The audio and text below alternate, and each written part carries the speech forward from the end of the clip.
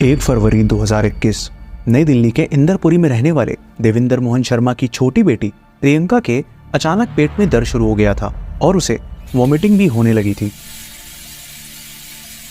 प्रियंका ने अपनी मां अनीता शर्मा को इस बारे में बताया कि कैसे उसके हाथ पैर नम पड़ते जा रहे हैं।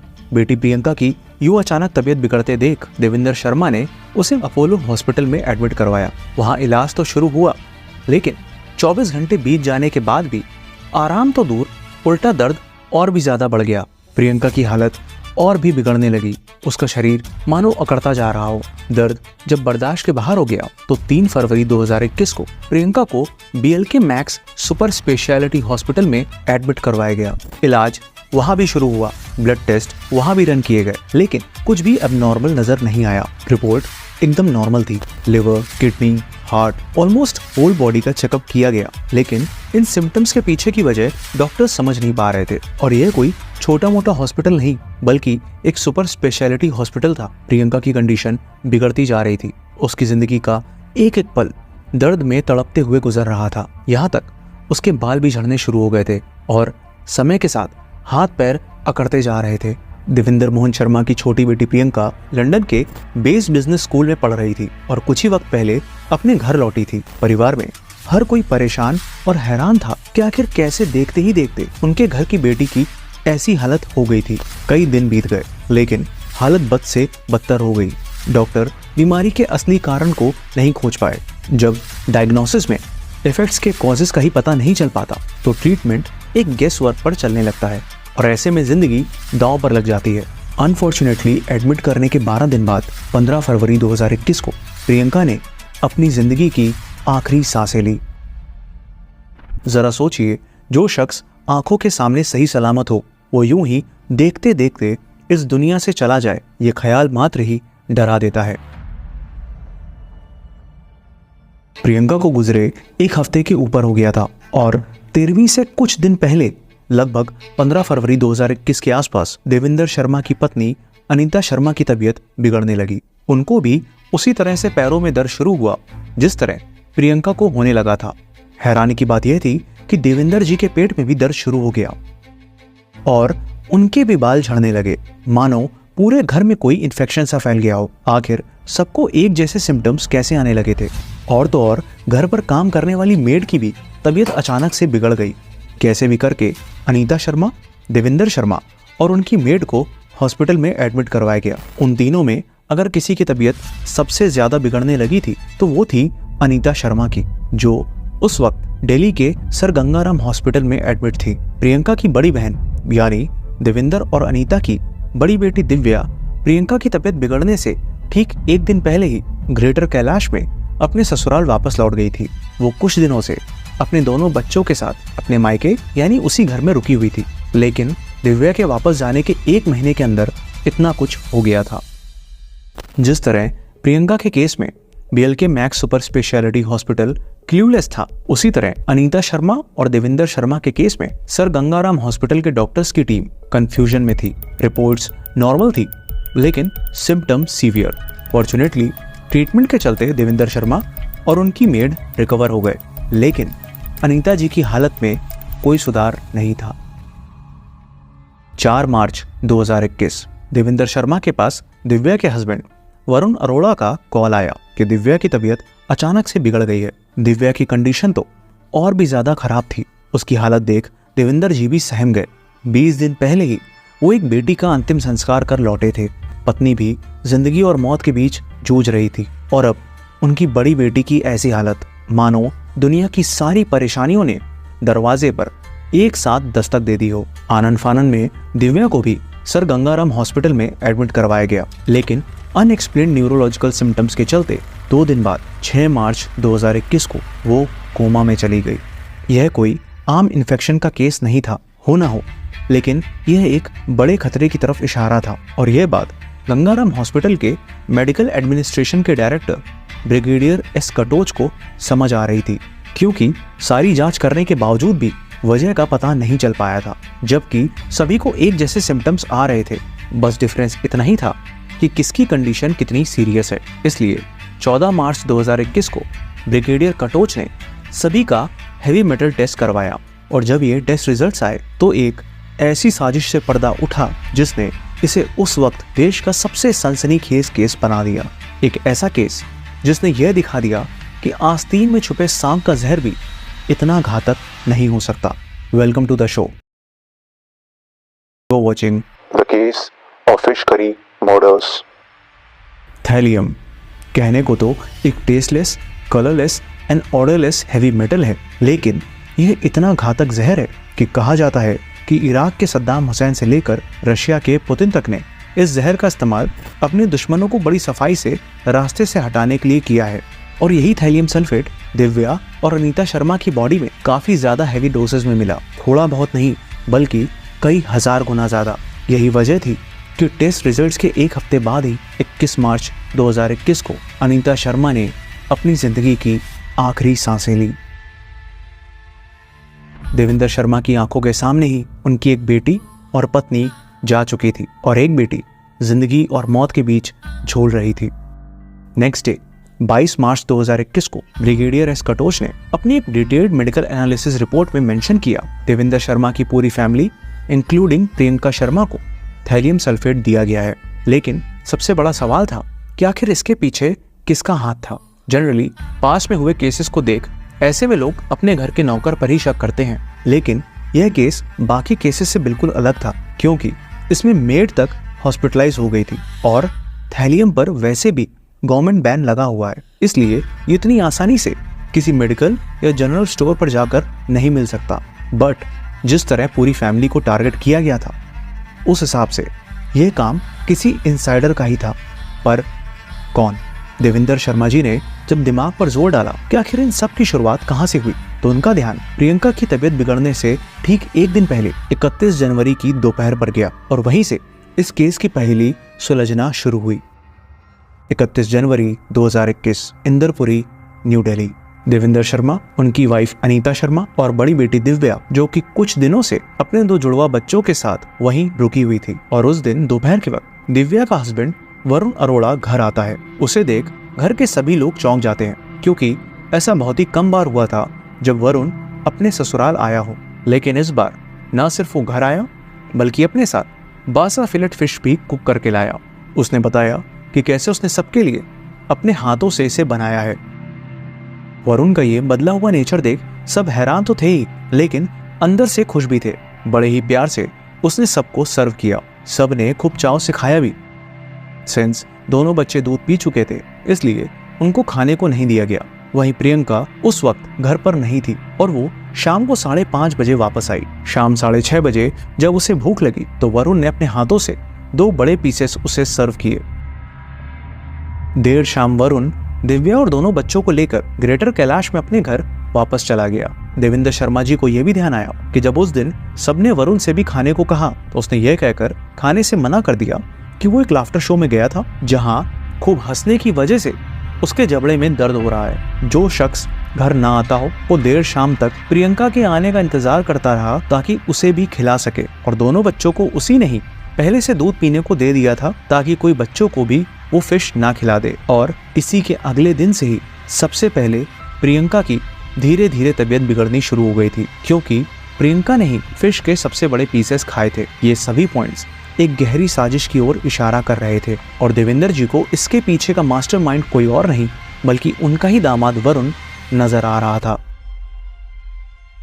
वरुण अरोड़ा एक हाईली रिच फैमिली से था और ग्रेटर कैलाश में उसका बड़ा और आलीशान घर था। उसका रियल एस्टेट का अच्छा खासा बिजनेस भी था। In fact as a side income सिर्फ रेंट से ही उसकी करीब 4 लाख रुपए पर मंथ की अर्निंग थी, इसलिए उसकी लाइफ में कोई फाइनेंशियल प्रॉब्लम नहीं थी। इंदरपुरी पुलिस स्टेशन में वरुण के अगेंस्ट एफआईआर फाइल की गई और 24 मार्च 2021 को उसे अरेस्ट कर पुलिस ने इन्वेस्टिगेशन शुरू कर दी।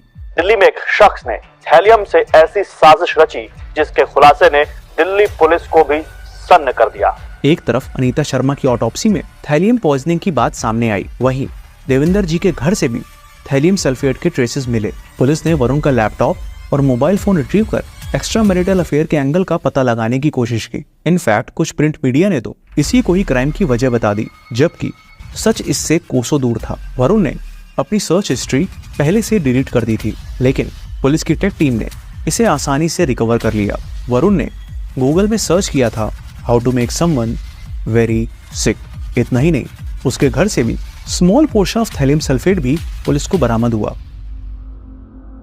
लेकिन थैलियम जैसे हाईली टॉक्सिक सब्सटेंस को हासिल करना इतना आसान नहीं है।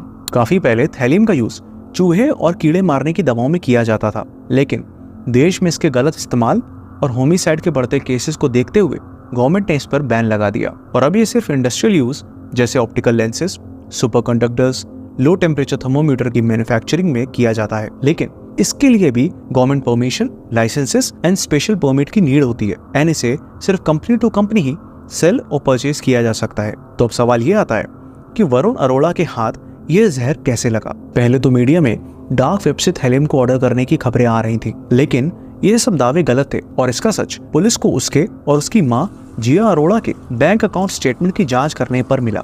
वरुण बहुत ही शातिर था और उसने इसकी प्लानिंग बहुत सोच समझ के ही की थी। उसे पता था कि थैलियम उसे यूं ही नहीं मिल सकता, इसलिए उसने अपने father in law Devinder Sharma के भाई SM शर्मा, जिनकी लॉर्ड्स होम्योपैथी नाम से कंपनी है, उसके नकली पेपर्स बनाकर पंचकुला हरियाणा की केमिकल कंपनी फार्मा एफिलिएट से 25 ग्राम थैलियम सल्फेट का ऑर्डर प्लेस कर दिया। पंचकुला की इस कंपनी को अंदाजा नहीं था कि जिसे वो एक जेन्युइन कंपनी ऑर्डर समझ रही है, उसके पीछे एक ऐसा शख्स है जो इसका इस्तेमाल अपनों की जिंदगी मिटाने के लिए करने वाला है। वरुण ने इस ऑर्डर का पेमेंट IMPS के थ्रू अपनी मां जिया अरोड़ा के अकाउंट से किया था और उनके अकाउंट में वरुण अरोड़ा का ही नंबर रजिस्टर्ड भी था। 22,131 का एक पेमेंट 18 दिसंबर 2020 यानी फिश करी वाले इंसिडेंट से लगभग 1.5 महीने पहले और 13,440 का दूसरा पेमेंट 1 मार्च 2021 यानी दिव्या की तबीयत बिगड़ने से ठीक 3 दिन पहले किया गया था। वरुण इतना चालाक था कि उसने यह ऑर्डर अपने घर नहीं बल्कि गुरुग्राम में रह रहे अपने मामा के घर पर डिलीवर करवाया और पुलिस ने यह बात DTDC कुरियर सर्विस के डिलीवरी बॉय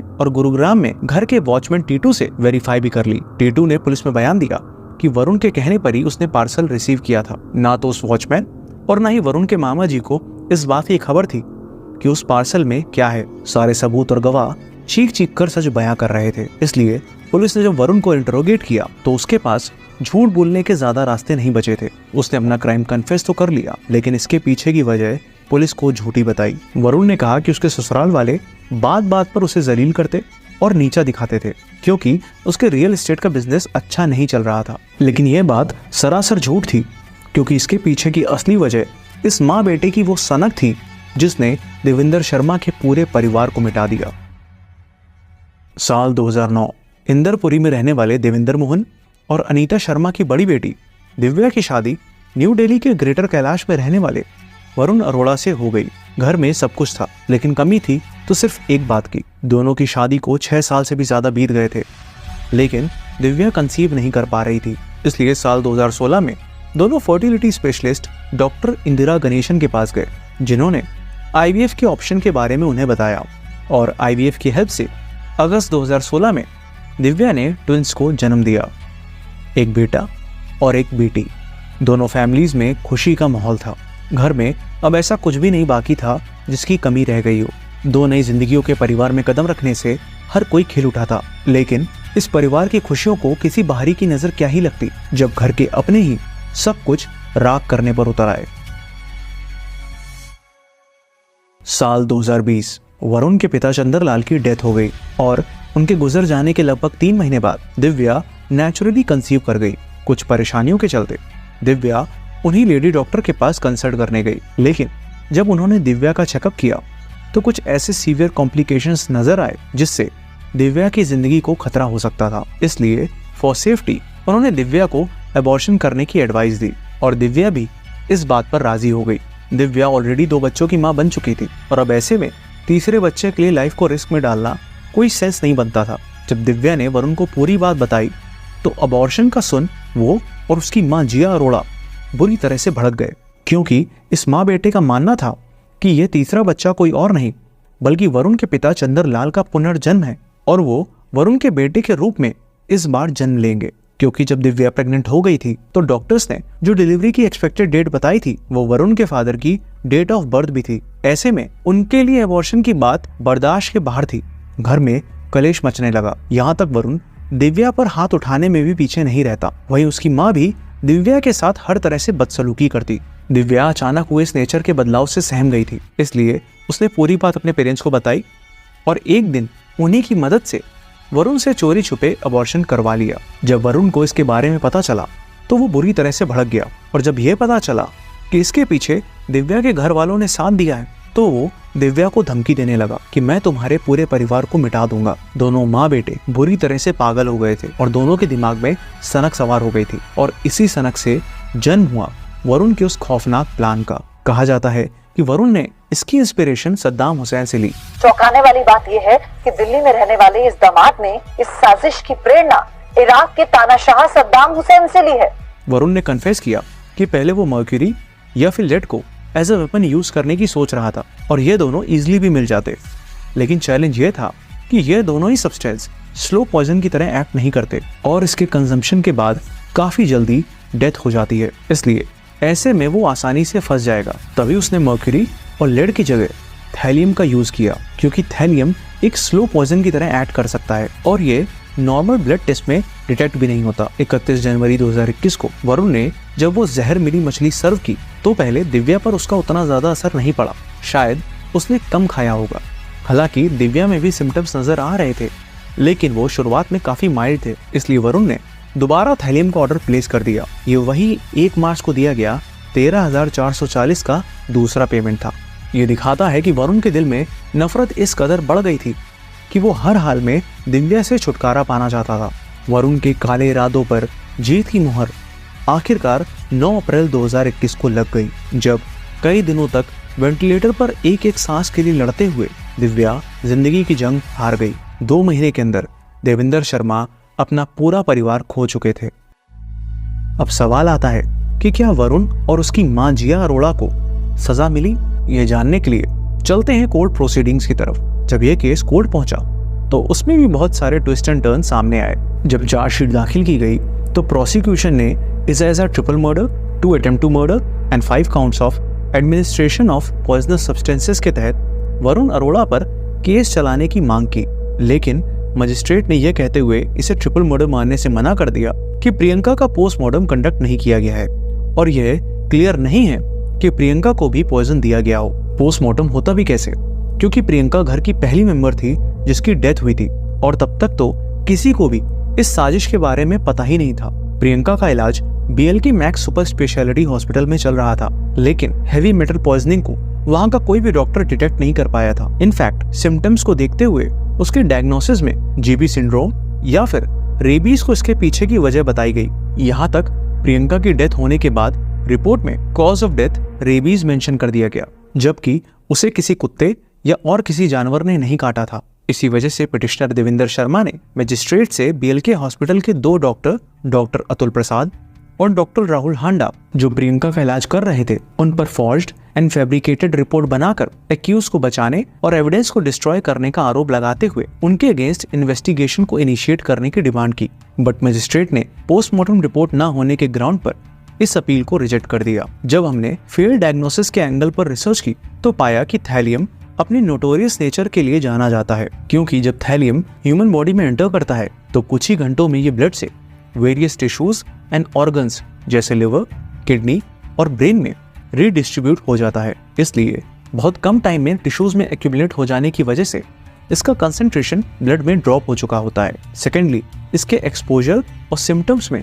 काफी बड़ा टाइम लैग होता है, यानी शुरुआत में हाथ पैरों में दर्द, नमनेस, पेट दर्द जैसे माइल्ड सिम्टम्स सामने आते हैं, और जब कुछ दिनों में धीरे धीरे इंसान की कंडीशन बिगड़ने लगती है और वो ब्लड टेस्ट करवाता है, तब तक थैलियम का कंसंट्रेशन ब्लड स्ट्रीम से इतना ज्यादा लो हो गया होता है कि इसे स्टैंडर्ड ब्लड टेस्ट से ट्रेस करना इम्पॉसिबल होता है। जब मजिस्ट्रेट ने पिटीशन को डिसमिस कर दिया तो देविंदर शर्मा ने दिल्ली हाई कोर्ट का दरवाजा खटखटाया। इन सब के बीच में कुछ ऐसा भी हुआ था जिस वजह से प्रोसिक्यूशन ने पुलिस के रोल पर भी कोर्ट में सवाल खड़े किए। ऐसा सामने आया कि वरुण को जब पुलिस ने गिरफ्तार किया तो उसने थैलियम की स्मॉल पोर्शन को खुद भी खा लिया, ताकि वो ये दिखा सके कि यह कोई मर्डर प्लान नहीं था, बल्कि उसने भी फिश खाई थी। वरुण को एम्स में एडमिट करवाया गया, जिस वजह से वो 15 दिनों तक पुलिस कस्टडी से बच गया। प्रोसिक्यूशन ने यह सवाल उठाया कि आखिर वरुण ने अरेस्ट होने के बाद थैलियम कैसे खा लिया, और वो भी पुलिस की निगरानी में। ऐसे में पुलिस पर एक्यूज के साथ मिलीभगत होने का आरोप लगा। वहीं वरुण की मां जिया अरोड़ा को भी अरेस्ट करने की मांग की गई, लेकिन अनफॉर्चुनेटली जिया अरोड़ा को आज तक इस वजह से अरेस्ट नहीं किया गया क्योंकि कोर्ट के अकॉर्डिंग उनकी इस कॉन्स्पिरेसी में डायरेक्ट शामिल होने के कोई सॉलिड एविडेंसेस नहीं मिले। इनफैक्ट जिया अरोड़ा के बैंक अकाउंट से ही थैलियम को खरीदने के लिए पैसे ट्रांसफर किए गए थे। बट डिफेंस ने यह दलील दी कि जिया ने खुद से उन पैसों को ट्रांसफर नहीं किया और न ही उनका फोन नंबर बैंक में रजिस्टर्ड था। ये जो भी अमाउंट ट्रांसफर किया गया वो वरुण ने अपने फोन से किया था और उसी का नंबर जिया अरोड़ा के बैंक अकाउंट से लिंक था। देविंदर शर्मा जी ने दिव्या के दोनों बच्चों की जान को खतरा बताते हुए उनकी कस्टडी की डिमांड की, क्योंकि जिस साल यह अपराध हुआ उस वक्त वो दोनों मात्र 4 साल के थे। फिलहाल दोनों बच्चों की कस्टडी किसके पास है ये क्लियर नहीं हो पाया है, बट आई विश कि वो देविंदर जी के पास ही हो। प्रियंका की डेथ की जांच के लिए हाईकोर्ट ने ऑर्डर किया कि स्पेशलिस्ट डॉक्टर का एक इंडिपेंडेंट मेडिकल बोर्ड बनाया जाए, जिसे एम्स के डायरेक्टर डिटरमाइन करेंगे और इसकी रिपोर्ट कोर्ट में सबमिट की जाएगी। इस केस को गुजरे 3 साल से ज्यादा हो गए हैं। फिलहाल वरुण तिहाड़ जेल में कैद है, लेकिन जब हमने लेटेस्ट केस अपडेट के बारे में पता किया तो सामने आया कि कोर्ट की हर हियरिंग में अगली हियरिंग की डेट मिल जाती है। केस के स्टेटस की तरह जस्टिस भी पेंडिंग है और अगली सुनवाई की डेट 9 जनवरी 2025 है। वरुण अरोड़ा की लाइफ में वो सब कुछ था जो एक इंसान अपनी लाइफ में चाहता है, एक अच्छा लाइफ पार्टनर, 2 प्यारे बच्चे, पैसा, लग्जरी, सब कुछ। लेकिन इन सब के बावजूद उसने ऐसा पाप किया जिसकी किसी भी दुनिया में कोई माफी नहीं है। उसने अपने बच्चों का भी नहीं सोचा जिनकी उसने मां छीन ली। ये केस दिखाता है कि कैसे दिमाग में बैठा बेमतलब का फितूर किसी शख्स को इस हद तक गिरने के लिए मजबूर कर देता है। थैलियम पॉइजनिंग का एक केस महाराष्ट्र में भी हुआ था, जिसमें एग्रीकल्चर साइंस ग्रेजुएट एक लेडी ने अपने हस्बैंड और 4 इन-लॉज को इस जहर से मार डाला था। इस केस में भी वरुण का ऐसे फेक पेपर्स बनाकर थैलियम जैसे पॉइजन को इजीली प्रोक्योर करना एक बहुत सीरियस कंसर्न की ओर इशारा करता है, जिसके लिए गवर्नमेंट को कुछ स्ट्रिक्ट मेजर्स लेने चाहिए, क्योंकि ये साफ है कि सिर्फ बैन इम्पोज कर देने से काम नहीं चलेगा। तो ये था आज का केस। अपना और अपने परिवार का ध्यान रखें। मिलते हैं अगले केस के साथ।